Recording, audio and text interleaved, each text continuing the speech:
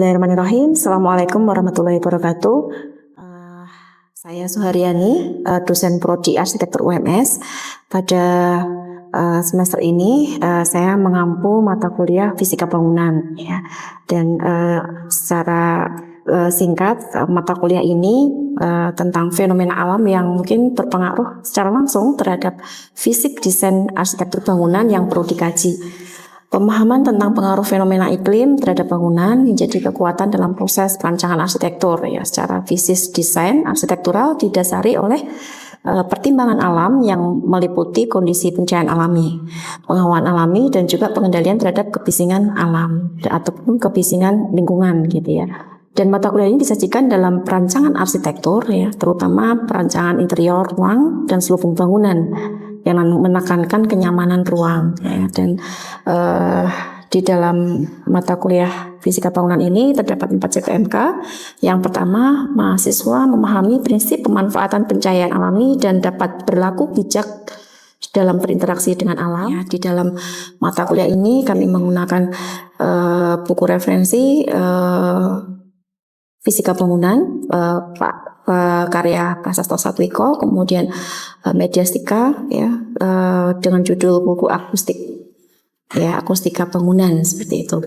Pada kesempatan ini saya akan memberikan contoh pembelajaran pada pertemuan kedua, ya, yang terkait dengan mata kuliah Fisika Bangunan 1 dengan materi pencahayaan alami, ya. Sekian perkenalan dari kami. Assalamualaikum warahmatullahi wabarakatuh. Ya, baik. Bismillahirrahmanirrahim. Assalamualaikum warahmatullahi wabarakatuh. Apa kabar semuanya? Sehat? Sehat. Ya. Masih tetap semangat, ya. Ya. Ya, kita harus banyak bersyukur soalnya, ya, terkait dengan materi yang akan kita bahas hari ini, ya, di pekan kedua, gitu ya. Seperti yang sudah kita bahas sebelumnya, gitu ya, tentang pentingnya belajar fisika bangunan 1, gitu ya. Dan kali ini pada pertemuan hari ini kita masuk ke materi pencahayaan alami. Ya, jadi kita akan belajar banyak tentang bagaimana prinsip pencahayaan alami dan lain sebagainya, gitu ya. Dan saya rasa kenapa tadi saya tanya apa kabar kalian, gitu ya, dan apakah kalian sudah bersyukur hari ini, gitu ya. Nanti kita akan bahas lebih lanjut terkait dengan materi kita tentang pencahayaan alami, ya. Jadi untuk membuka atau mungkin meningkatkan rasa syukur kita, gitu ya, supaya kita masih tetap merasa bahwa apa yang kita miliki dan apa yang kita lakukan, apa yang kita kerjakan, gitu ya. Kemudian kita harus kembali ingat kepada penciptanya, gitu ya. Terutama juga masalah cahaya, gitu ya. Jadi sekalian kita juga mentadaburi ayat yang sudah ada, gitu ya, yang berkaitan dengan cahaya, gitu ya, di dalam surat An-Nuh, ya, ayat 16, ya. Mungkin bisa dibantu Mas, siapa yang mau, Mas Usaimin, ya. Satu ayat, gitu ya. Mungkin bisa dibantu dibacakan, ya. Cuman sekilas tentang cahaya. Waja'alal qamara fihi nuran waja'alas syamsa siraja.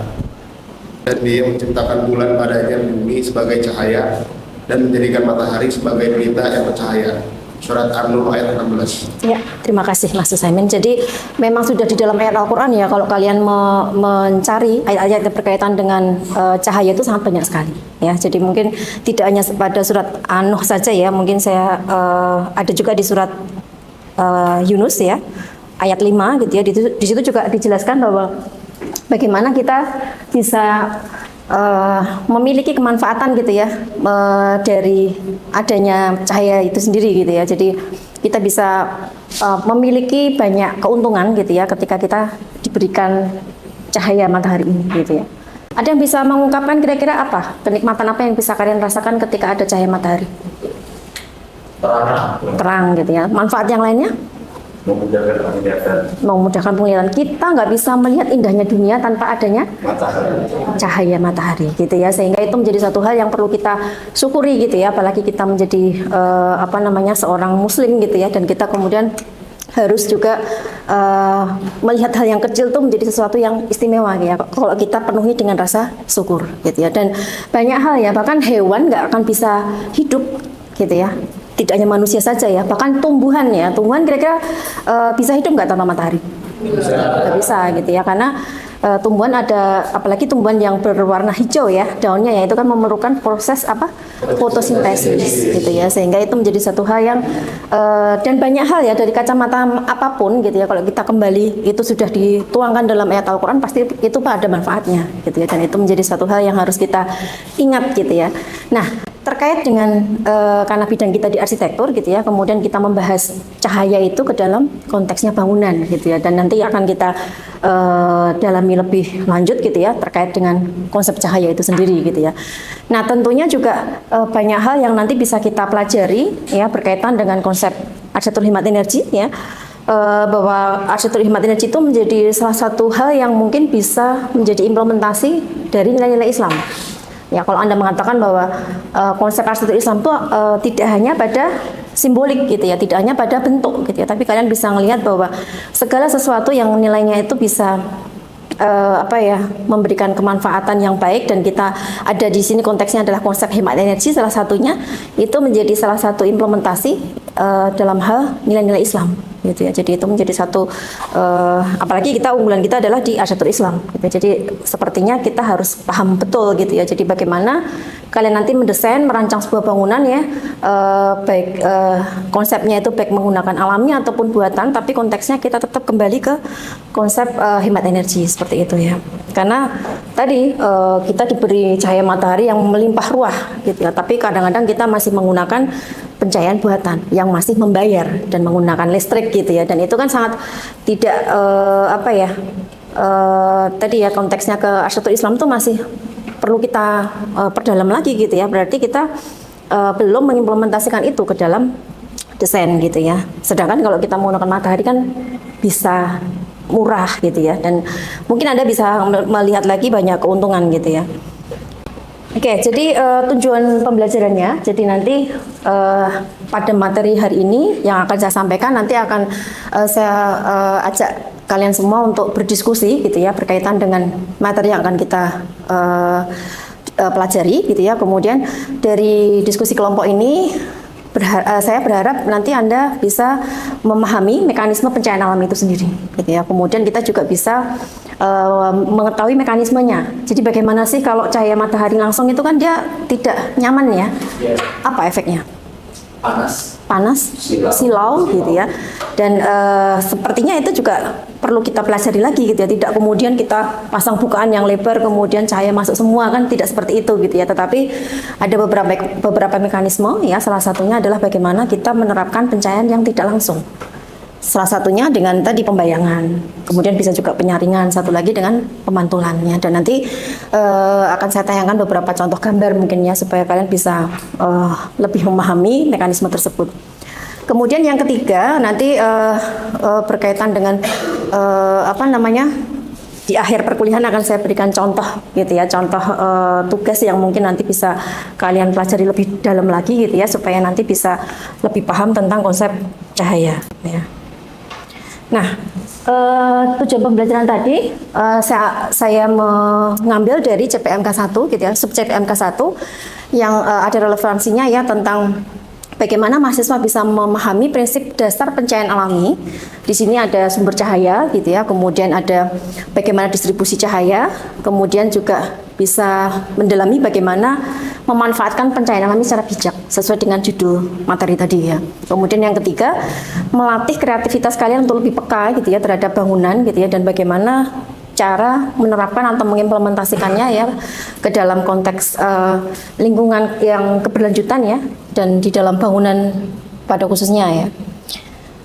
Nah, melihat gambar ini, mungkin dari teman-teman bisa memiliki banyak pemikiran gitu ya. Jadi yang mungkin saya ingin tanyakan ya, ada satu gambar kiri dan kanan gitu ya. Kira-kira apa yang Anda lihat? Apa bedanya kiri dan kanan? Alami dan buatan. Alami dan buatan gitu ya. Kemudian dari masing-masing ini pasti akan memiliki kelebihan dan kekurangan. Beberapa hal tadi sudah saya sebutkan gitu ya.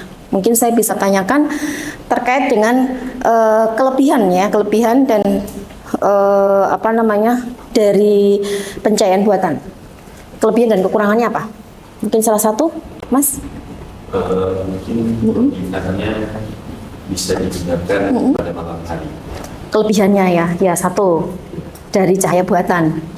Kalau kekurangannya Tidak bertahan lama. tidak bertahan lama. Usianya ya, usia lampunya ya. Baru satu yang disebutkan ya, masing-masing kelebihan dan kekurangan. Mungkin ada yang menambahkan lagi, Mas Kintar?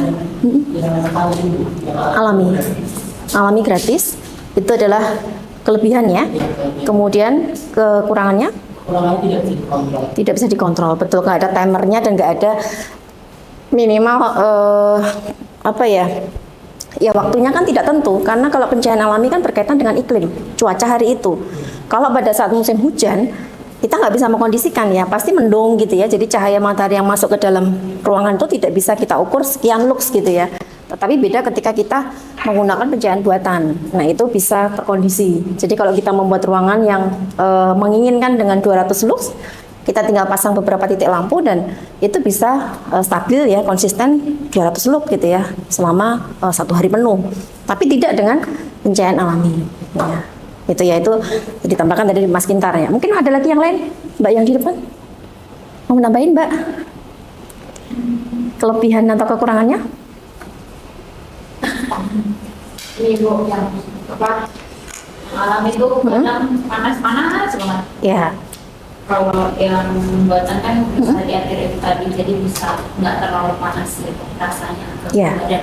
Oke, itu mungkin karena terkait dengan tadi yang belum kita pelajari tentang mekanisme ya Mbak ya. Jadi kita harus tahu walaupun kita memanfaatkan pencahayaan alami, nanti ada prinsip-prinsipnya gitu ya. Jadi bagaimana cara menghalau cahaya matahari itu nggak langsung kena ke kita gitu ya. Jadi mungkin ada beberapa mekanisme ya. Tadi disebutkan di tujuan pembelajaran tadi ada pemantulan, penyaringan dan pembayangan ya. Nanti akan kita bahas lebih lanjut lagi. Ya, artinya di dalam gambar ini kita bisa melihat banyak hal gitu ya terkait dengan kelebihan dan kekurangannya masing-masing. Ada satu ruangan yang tidak bisa kita menggunakan pencahayaan alami di dalam standar ruangannya. Misalnya contohnya adalah ruang operasi misalnya ya. Kita nggak ada pilihan lain ketika kita mau memilih apakah menggunakan pencahayaan alami atau buatan gitu ya. Dan pasti kita nggak mungkin dong gitu ya kalau kondisi sedang mendung, cuaca tidak mendukung, operasi ditunda kan nggak mungkin juga gitu ya. Artinya ada ruangan-ruangan tertentu yang memang mengharuskan bahwa kita menggunakan pencahayaan buatan ya. Dan tetapi di sini kita bisa melihat bahwa banyak hal kelebihan yang bisa kita dapatkan dari pencahayaan alami. Salah satunya adalah sebenarnya cahaya matahari itu memiliki spektrum cahaya yang sangat luas ya. Jadi warnanya itu sangat macam-macam, banyak gitu ya. Bisa melebihi dari pencahayaan buatan gitu ya. Dan cuman itu tadi kekurangannya memang kurang kekontrol dan silau gitu ya, terkadang kalau berlebihan gitu. Tetapi pada saat kita bisa mengetahui mekanismenya, maka kita bisa manfaatkan. Contoh misalnya ya, membuat efek ruangan itu tidak harus dengan menggunakan pencahayaan buatan. Kita bisa menggunakan efek penyaringan. Misalnya kita membuat kisi-kisi, ya kan, kisi-kisi jendela pada bukaan yang ada di dinding, kemudian cahaya masuk, itu akan menimbulkan efek yang berbeda, suasana yang lain gitu ya. Nah itu menjadi salah satu kelebihan yang bisa dimiliki dari pencahayaan alami. Dan tentunya adalah murah tadi Mas Kintar ya. Ini adalah menjadi satu hal yang sangat penting gitu ya, karena bagaimanapun juga kita harus berhemat gitu ya. Hemat energi itu menjadi satu hal yang penting ya kalau kita bicara konteksnya keberlanjutan. Oke, saya lanjutkan ya. Jadi bagaimana sikap bijak kita gitu ya terhadap alam ya, memanfaatkan cahaya ya secara optimal ya. Jadi secara optimal tuh bagaimana? Optimal itu kan kondisi yang paling menguntungkan. Optimal itu beda sama maksimal ya. Kalau maksimal itu kan sebanyak-banyaknya. Tapi tidak, yang kita inginkan di sini adalah bagaimana kita memanfaatkan cahaya alami secara optimal ya. Kemudian menyesuaikan desain dengan kondisi iklim. Nah ini yang terkadang itu dari teman-teman tuh mungkin kurang bisa menerapkan atau mungkin kurang bisa peka terhadap kebutuhan ini, begitu ya, karena terkait dengan bentuk ya. Pada saat kita menganalisis bentuk suatu bangunan itu sebaiknya memang kita analisis dulu pada konteksnya terhadap iklim ya, karena kan tidak semua presiden kita bisa gunakan, karena kita juga harus memahami karakteristik iklim di tropis itu seperti apa gitu ya.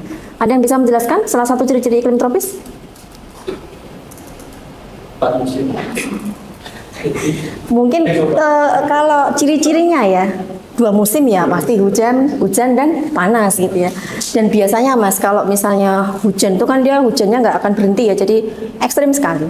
pada saat panas pun juga panasnya juga sangat ekstrim. Itulah kita kalau kita tinggal di tropis. Nah, bagaimana kita kemudian membuat suatu bangunan yang dia tuh bisa memberikan kenyamanan, itu yang menjadi perhatian utama gitu ya, terkait dengan konsep cahaya tadi gitu ya. Jadi bagaimana kita memasukkan cahaya tapi stop, panasnya nggak boleh masuk gitu ya. Jadi kita nggak boleh memasukkan panasnya ya. Ini nanti terkait dengan prinsip-prinsip pencahayaan alami ya. Kemudian yang ketiga, mengurangi penggunaan sumber energi tak terbarukan. Ya, ini jelas ya. Kemudian yang keempat, bagaimana mempertimbangkan dampak desain terhadap lingkungan sekitar. Ini penting sekali. Pernah nggak kalau kalian berpikir ketika mendesain suatu bangunan gitu ya, kemudian di dalam set kalian itu kan bangunannya tinggi gitu ya. Pernah nggak terpikir ketika kalian membuat bangunan 3 lantai, tetangga kalian tuh, tetangga samping set itu hanya 1 lantai. Posisi di timurnya gitu ya.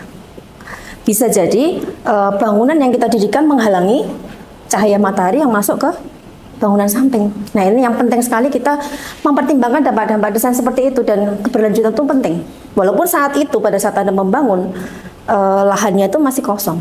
Tapi kita nggak bisa seperti itu ya. Jadi kita harus memprediksi kira-kira sekian puluh tahun yang akan datang pasti akan dibangun gitu ya. Dan kita, kalau kita kembalikan lagi ke tadi ya, di awal kita kemudian memanfaatkan cahaya dengan bijak gitu ya. Kemudian berkaitan juga kita kaitkan dengan konsep arsitektur Islam, itu termasuk dolim gitu ya. Ketika kita menghalangi cahaya bangunan yang di sampingnya gitu ya, itu mungkin kadang-kadang kita terlepas kontrol di situ gitu ya. Kadang-kadang rasa kemanusiaan kita tuh kadang-kadang, oh iya ya gitu ya, ternyata bangunan setelah didirikan si tetangga ini jadi gelap banget bangunannya gitu ya. Nah, ini menjadi salah satu dampak yang perlu kita perhatikan, dan ini hal yang kecil gitu ya, mungkin akan banyak sekali dampak yang lain. Misalnya ketika kalian bikin mixed use building gitu ya, jarak antar massa itu harus kita cek ya, jangan sampai justru tingginya bangunan itu saling menutupi satu sama lain sehingga menimbulkan selasar atau mungkin di antara 2 bangunan itu menjadi gelap. Efek yang lainnya karena kita di tropis maka lembab. Kemudian jalan dipakai licin gitu ya, berlumut dan lain sebagainya. Itu menjadi satu hal yang harus kita pertimbangkan ya. Jadi harus tetap bijak ya terhadap alam. Oke. Sekarang kita melihat dari 2 contoh gambar ini. Mungkin kalian bisa sejenak memikirkan gitu ya untuk mereview bangunan ini, bedanya antara yang kiri ya, Tamrin City ini mall ya. Kemudian yang kanan adalah gambar apartemen. Coba kalian renungkan sebentar gitu ya. Kira-kira dari sisi bentuk, fungsi, dan karakter bangunan, kalau kita kaitkan dengan pencahayaan alami, seperti apa? Ya. Mungkin ada yang sudah bisa punya pendapat, silahkan Mas. Mas siapa Mas tadi Mas? Mas Kevin. Oh iya Mas Kevin ya, silahkan. Sebenarnya itu kembali ke fungsi awalnya. Kalau bangunan mall itu dibuat lebih macam karena emang fungsi awal bangunannya orientasinya di dalam. Betul. Jadi mungkin ini pencahayaan alami itu oke mall karena memang fungsinya orientasinya ke dalam. Betul. Tapi kalau bangunan apartemen atau living itu kan untuk jangka panjang dan kenyamanan pengguna. Ya. Jadi orientasinya lebih ke gimana cahaya bisa masuk, dan mungkin istilah lain juga ada cross ventilation. Iya betul. Jadi berkaitan antara cahaya juga dengan angin ya. Terima kasih Mas Kevin ya. Jadi itu salah satunya ya, kita kaitkan antara bentuk dengan kondisi dan fungsinya gitu ya. Kemudian kalau kita lihat memang betul tadi yang dikatakan Mas Kevin ya. Jadi yang namanya mall gitu ya, orientasinya ke dalam. Kalau mall orientasinya keluar nanti nggak akan laku gitu ya. Kemudian karena orientasinya ke dalam dan dia dinahnya gemuk gitu ya.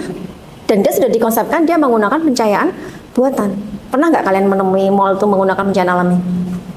Nggak ya, mungkin masyarakatnya atau penggunanya, konsumennya nggak akan merasa nyaman gitu ya. Karena konteksnya kenapa orang belanja di mall sama kenapa orang belanja di pasar gitu ya, itu memang tujuannya sudah berbeda. Ada faktor rekreasinya dan tujuan itu yang dicari. Sehingga tidak masalah ketika mall dibuat dinahnya gemuk gitu ya. Karena pada saat dinahnya gemuk itu dia tidak membutuhkan pencahayaan alami dari luar karena orientasinya ke dalam tadi. Tapi beda ketika dengan apartemen ya, namanya hunian gitu ya. Salah satu kenyamanannya adalah ketika kita mendapatkan pencahayaan dan penghawaan alami. Ya, hunian di rumah kalian saja ya.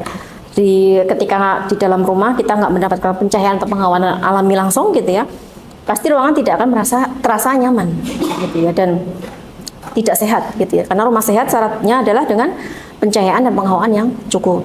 Ruangan jadi lembab. Ya, efeknya apa kalau lembab? Jamur, dinding suka berjamur, lama-lama mengelupas gitu ya, dan itu tidak sangat mengganggu tentang ini ya, estetika bangunannya gitu ya, dan apalagi keawetan materialnya. Jadi kita harus bentar-bentar ngecat dan lain sebagainya gitu ya. Nah, pentingnya di sini kita memahami karakteristik bentuk ya berkaitan dengan konsep pencahayaan ini. Jadi ketika kalian nanti mendesain sebuah bangunan denah gitu ya, maka hindari denah yang berada di tengah ya. Walaupun itu mungkin tidak hunian ya. Ketika Anda merencanakan menggunakan penggabungan antara alami dan buatan, maka hindari denah yang di tengah gitu ya. Jadi jangan pernah membuat denah di bagian tengah-tengah. Karena itu akan sangat sulit. Ya kan? Apalagi ketika kebutuhannya adalah membutuhkan cahaya. Tapi beda kalau dia di pipih ya. Makanya kenapa hunian selalu pipih, entah itu hotel, entah itu apartemen gitu ya. Karena memang pipih itu akan lebih mudah mendapatkan dua sisi cahaya gitu ya, dari sisi dinding bagian luarnya. Tapi ketika gemuk, pasti di area tengah dia tidak akan mendapatkan pencahayaan alami, apalagi angin gitu ya. Itu. Nah, kalau misalnya bangunannya memang denahnya agak gemuk, biasanya di bagian tengah itu ada voidnya. Jadi bukan di tengah dipakai untuk ruangan gitu ya. Mungkin ini sering didapati ya, kos-kosan yang orang itu hanya orientasinya adalah menambah jumlah kamar unit yang banyak gitu ya. Dia nggak memikirkan apakah nanti yang di tengah, yang dapat di tengah itu apakah nyaman atau tidak gitu ya. Tapi ketika kita huni, pasti si pemilik yang ada ya di tempat kos yang dekat ada ya, yang di bagian ruangan tengah gitu ya, nggak mendapatkan cahaya gitu ya. Mungkin ibu kosnya bilang ini lebih murah gitu ya daripada yang di pinggir-pinggir itu. Tapi kenyataannya tidak memberikan kenyamanan gitu ya, karena dia tidak mendapatkan akses langsung ke dinding luar. Jadi tidak mendapatkan pencahayaan dan penghawaan alami yang cukup ya. Jadi baik bentuk, fungsi maupun karakter bangunan ini sangat penting sekali kita hubungkan dengan konsep cahaya tadi. Mungkin sampai di sini bisa dipahami ya. Kalau ada yang mau ditanyakan silahkan nanti di jeda, nggak apa-apa ya. Bisa dilanjutkan ya? Bisa ya. Nah, terkait dengan tadi ya, bagaimana kita memecahkan, mencari solusi permasalahan yang ada gitu ya. Jadi berkaitan dengan bentuk tadi ya, jadi bangunan yang berlantai banyak dan gemuk atau berdenah rumit dan bermasa bangunan melebar itu sulit untuk memanfaatkan cahaya ya, kesimpulannya seperti itu ya.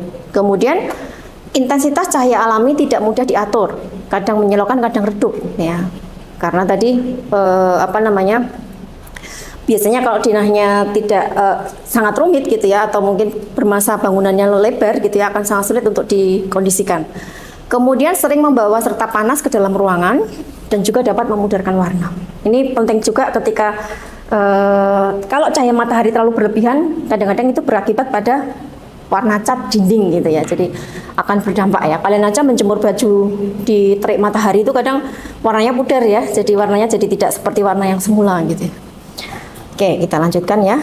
Jadi intinya adalah pada prinsip mekanisme pencahayaan alami, kita wajib memanfaatkan cahaya matahari seoptimal mungkin, tapi mengurangi panasnya. Jadi panasnya nggak boleh masuk, gitu ya. Karena kalau panasnya masuk itu mengganggu. Kita aja ruangan pakai AC, panas masuk itu juga akan mengganggu, gitu ya. Walaupun kita menggunakan tidak menggunakan pencahayaan alami, gitu ya, atau tidak menggunakan penghawaan alami, gitu ya. Karena suhu di luar ruangan akan terpengaruh terhadap suhu di dalam ruangan. Proses dinginnya akan lama. Kita rasakan ya, ini kan kondisi siang gitu ya. Jadi pada saat cahaya matahari di luar panas, maka kita pun di dalam juga akan merasa tidak terlalu sejuk. Walaupun kita pakai AC. Tapi ini beda halnya ketika kalian kuliah pagi-pagi jam 7 pagi gitu ya. Kemudian cahaya matahari belum naik gitu ya, maka kondisi di ruangan mudah dikondisikan untuk lebih dingin. Itu juga akan berpengaruh. Artinya bentuk bukaan, luasan bukaan, proporsi bukaan itu akan menjadi pertimbangan juga. Ini adalah beberapa contoh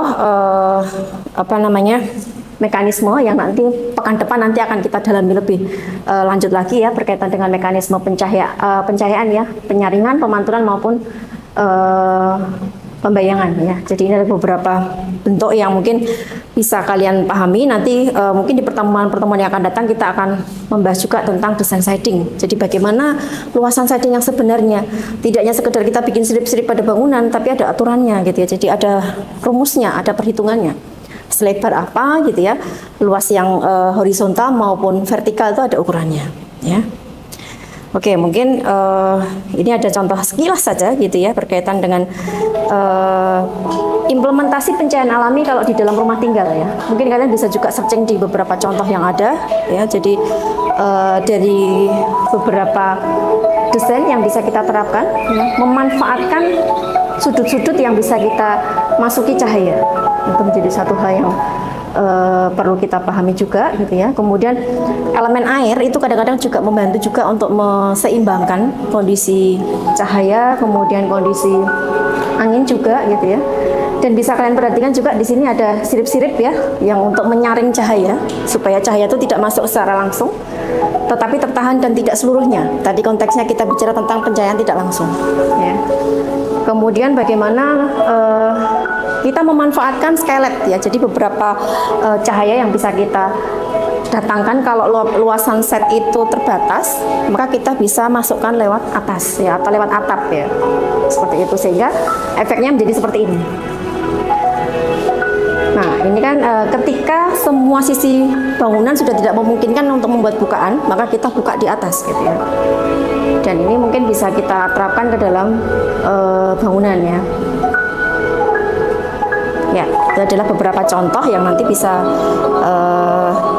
kita pelajari lebih dalam lagi ya. Atau kalian bisa searching lagi beberapa contoh yang ada. Oke, sebelum kita akhiri ya, pekan depan kita ketemu lagi insya Allah di pertemuan yang ketiga. Kemudian kita akan membahas lebih dalam tentang mekanisme pemantulan, pembayangan, dan penyaringan. Kemudian kita akan belajar tentang faktor langit gitu ya, dan karakteristik desainnya, jadi aplikasinya ya. Mungkin kita juga akan belajar tentang software gitu ya. Nah, sebelum saya tutup, barangkali ini buat tugas di rumah gitu ya, dan bisa Anda kerjakan. Saya minta kalian untuk mendiskusikan ini dulu sebagai bahan untuk kita masuk ke pekan depan, supaya nanti kita ketika masuk kuliah tuh sudah ada bahan dari rumah gitu ya, menjadi bahan bacaan. Dan saya minta ini didiskusikan ya. Jadi dalam sebuah kelompok aja ya, mungkin kita bagi menjadi 5 kelompok ya. Kalian bisa review gambar ini, kalian searching sendiri, nanti saya kirimkan linknya. Kemudian nanti kalian review dari sisi konsep cahaya ya. Kemudian kita akan bagi menjadi 5 aspek yang harus kalian diskusikan. Kelompok 1 mendiskusikan tentang sistem pencahayaan alami, langsung dan tidak langsung. Yang kedua adalah perbandingan proporsi bangunan dengan luas cahaya. Karena tadi kita bicara bukaan ya, jangan terlalu lebar, jangan terlalu kecil. Maka kalian harus membahas itu. Kemudian yang ketiga, mekanismenya. Apakah di dalam 2 objek tadi itu ada pemantulan, pembayangan, atau penyaringan. Yang keempat, proses reduksi cahaya. Dan yang kelima, sama yang seperti kita bahas tadi, tentang bentuk, fungsi, dan karakter bangunan terkait dengan konsep pencahayaan alami. Ya. Oke, ini beberapa daftar pustaka yang nanti bisa kalian cari untuk mendukung ulasan kalian ya terkait dengan review desain tadi. Ada pertanyaan? Cukup ya. Oke, kalau nggak ada pertanyaan, kita tutup dengan bacaan hamdalah. Alhamdulillahirrahmanirrahim. Semoga apa yang kita diskusikan pada siang hari ini membawa manfaat dan juga semakin menambah rasa syukur kita ya. Karena kan tanpa cahaya kita nggak bisa melihat indahnya dunia gitu ya. Jadi itu yang harus kita syukuri ya. Lagi-lagi kita harus banyak bersyukur. Baik, terima kasih. Kita ketemu pekan depan insya Allah ya. Assalamualaikum warahmatullahi wabarakatuh. Waalaikumsalam.